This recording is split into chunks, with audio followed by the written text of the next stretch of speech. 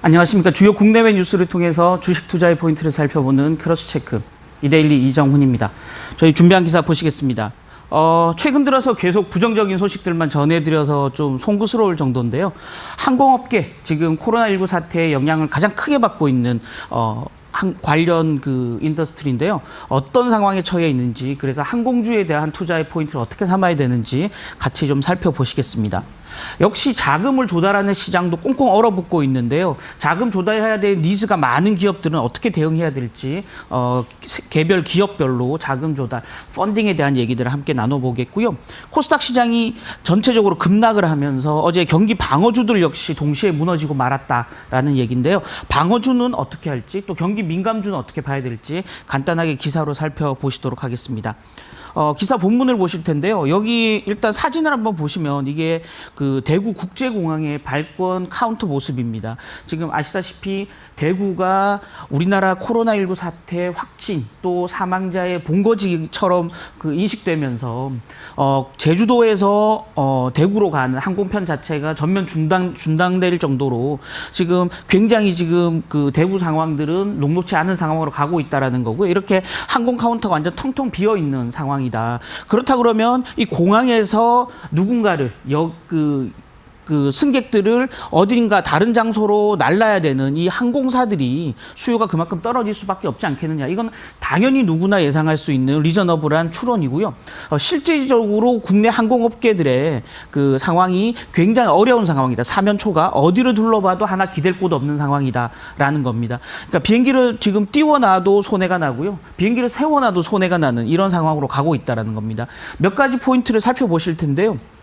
일단은 첫 번째 포인트는 지금 코로나 사태가 지금 중국을 제외하고는 우리나라가 가장 확진자가 많은 국가로 분류되면서 한국인들에 대한 혐한, 그러니까 코리아 포비아라고 지금 언론들이 많이 지금 얘기하고 있는데요. 한국인들에 대한 두려움, 한국인들에 대한 비하, 이런 것들이 굉장히 많이 늘어나고 있다는 겁니다. 그래서 지금 현재 어제 홍콩도 신규로 우리나라 한국인들에 대한 입국 금지 조치를 취했는데요. 지금 홍콩을 비롯한 전 세계 7개국이 한국인들, 한국 비자나 여권을 가지고 있으면 자국 내에 입국하지 못하는 상황으로 가고 있다는 겁니다. 즉, 한국인들이 이 7개국으로 이동할 수 있는 길 자체가 완전히 막혔고요. 이런 지역으로의 여행 자체가 줄어들다 보니까 항공업계 수요가 더 줄어들 수밖에 없다라는 게 첫 번째 포인트가 될 것 같습니다.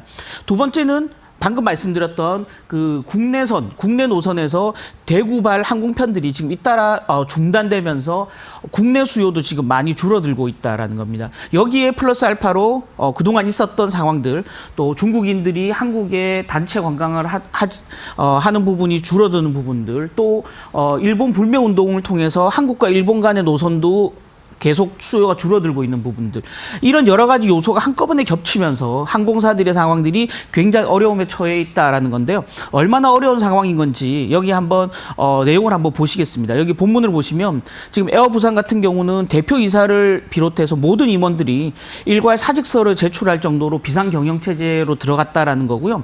그 이전에 이미 임직원들도 또 직원들도 임금을 일정 부분 반납한 상황이다라는 겁니다. 또 여기 이스타항공 보시면 전 직원들, 조종사들이 임금 25%를 삭감하기로 지금 합의를 한 상황이고요. 국내 1위 업체인 제주항공을 비롯해서 주요 업체들도 지금 임원 월급들을 삭감하면서 또는 희망휴직을 지금 신청을 받고 있는 상황이다라는 겁니다. 그만큼 임금도 제대로 지급하기 어려운 상황들, 현금 유동성이 돌지 않은 상황에 지금 처해 있다라는 거고요. 이렇다 그러면 이 항공사들의 어려움 자체는 딱하지만 이 항공주에 투자해야 되는 투자자 입장에서 보면 안타까운 상황이지만 항공주를 좀 기피해야 되는 상황들이 생길 수 있다라는 거죠.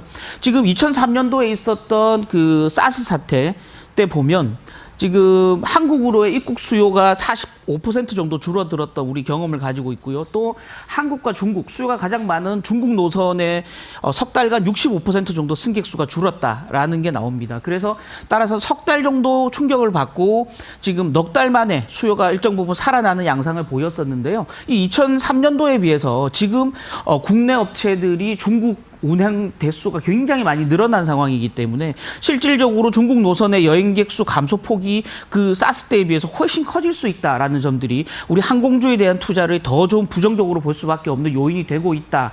라는 겁니다. 지금 아시다시피 최근 들어서 항공유 같은 경우 국제 항공유도 2년 만에 최저치까지 폭락을 하면서 항공사들의 수요가 굉장히 줄어들고 있다라는 모습을 지금 국제 시장에서 이미 반영해 주고 있는데요.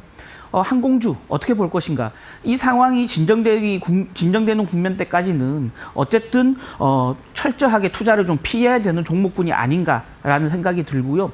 특히 지금 그 기존 국적 항공사, 대한항공, 아시아나항공뿐만이 아니고 최근 들어서 수익성으로 인해서 주가가 많이 올랐던 LCC, 그 저비용 항공사들 역시 굉장히 어려운 상황에 처해 있다라는 거고요. 그렇다 그러면 이런 그 항공주에 대한 투자는 철저하게 조심하고 비중을 줄여가는 전략이 좀 필요하다. 주가가 반등할 때마다 현금화하고 손실이 난 부분을 포지션을 청산하는 그런 어떤 기회로 삼을 필요가 있겠다라는 말씀 다시 한번 드리도록 하겠습니다. 관련해서 그 다른 기사를 한번 보시면 역시 여기도 항공 관련 기업들이 조금 포함이 되는데요. 최근 들어서 기업의 신용 등급이 뚝뚝 떨어지고 있는 상황. 그에 따라서 회사채 시장에서 자금을 조달해야 되는 기업들이 굉장히 어려움에 처해 있다라는 겁니다. 기업이 자금을 조달하는 경로는 자금 조달 루트는 크게 두 가지라고 볼 수 있을 것 같아요. 첫 번째는 시장에서의 자금 조달. 그건 주로 이제 회사채를 찍거나 대부분의 기업들이 회사채를 찍어서 자금을 조달하고요. 또 상황에 따라서는 IPO. 주식시장에 주식을 공모해서 자금을 모집하지만 이 IPO 비중은 워낙 낮고요. 대부분의 기업들이 자금 조달하는 경로는 회사채를 발행한다라는 거고요. 두 번째는 대출을 이용하는 거죠. 은행을 이용해서 대출을 받는 부분인데요. 이 대출 부분은 기본적으로 지금 은행들도 리스크 매니지먼트에 굉장히 강하게 들어가면서 한계 기업들, 이런 어려운 기업들에 대한 자금줄을 지금 끊고 있는 상황입니다. 따라서 시장에서 자금 조달이 거의 유일한 루트인데요. 이 회사채 시장도 굉장히 어려움에 처해 있다는 겁니다. 왜냐? 기업들의 신용등급이 떨어지고 있다는 거죠. 신용등급이 떨어진다는 말, 우리가 개인들을 봐도 개인의 신용도가 떨어지면 은행에서 돈을 빌릴 때 더 많은 이자를 물어야 되지 않습니까? 마찬가지로 기업들도 신용등급이 하락하면 자금을 조달하는 회사채를 찍는 회사채 발행금리가 올라가게 되고요. 그래서 그 펀딩 코스트가 늘어나게 되는 부정적인 효과가 있다는 거죠. 지금 여기 표를 한번 보시면 올 들어 연초 이후에 신용등급이 떨어진 국내 주요 기업들의 리스트가 나와 있습니다. 이마트는 지금 두 번이나 지금 신용등급이 떨어졌는데요. 아시다시피 이마트는 지금 코로나19 사태로 인한 매출 감소를 가장 온몸으로 맡고 있는 가장 어려운 그 유통업계에 있는 기업이다라는 점에서 신용등급이 계속적으로 이렇게 하락하는 양상을 보이고 있다라는 거고요. OCI 뭐 아시다시피 태양광 발전 그 폴리실리콘 가격이 폭락을 하면서 국내 태양광 폴리실리콘 생산을 지금 공장을 전면 가동 중단했다라는 소식을 1코너에서도 전해드렸는데요. 그에 따른 수익성 악화 부분이 신용등급을 떨어뜨리고 있다는 겁니다. LG 디스플레이 역시 마찬가지로 최근 코로나19 사태로 인해서 중국 공장 가동이 줄어들면서 실적이 악화되고 있다라는 측면들이 동시에 지금 신용등급에 반영되고 있다는 겁니다. 만약에 이런 기업들이 회사채를 찍으려고 한다면 더 많은 이자를 물어야 된다. 이자 부담이 더 늘어나게 된다라는 게 있고요. 신규로 회사채를 찍지 않더라도 기존 발행한 회사채, 기존 회사채를 롤오버라고 하는데요. 만기 상환할 때 이 회사채를 현금으로 다 갚기가 버거우니까 새로운 회사채를 찍어서 이 돈으로 기존 회사채를 갚는, 그러니까 우리 롤오버, 만기 상환이라고 하는데요. 이런 차원 발행 물량도 굉장히 어려움에 처할 수 있다는 겁니다. 지금 그런 기업들이 어떤 기업이 있는지 여기 한번 좀 살펴보실 텐데요. 여기 보시면 지금 대한항공 같은 경우가 지금 신용등급이 많이 떨어지고 있는 기업인데요. 지금 여기 보시면 작년 9월 말 현재 1년 내 만기 도래하는 차입금이 무려 4조 원이 넘어간다는 겁니다. 그래서 올 9월 말까지 지금 4조 원 넘는 자금을 조달을 해야 되고요. 이 4조 원 넘는 자금을 어떻게 조달할 것인가. 지금 실적이 악화되고 있는 항공사에 대출을 해줄 은행들이 있겠냐. 별로 없겠죠. 따라서 회사채 차환 발행을 통해서 이 4조 원 넘는 자금을 갚아야 되는데요. 갚기가 만만치 않다라는 거죠. 또 한번 보시면 두산그룹의 대표 기업 두산중공업 같은 경우도 올 상반기에 1조 1천억 정도의 자금을 갚아야 되는데요. 이렇게 회사채 시장이 좋지 않으면서 이 자금을 조달하기 굉장히 버거울 수밖에 없다라는 거죠.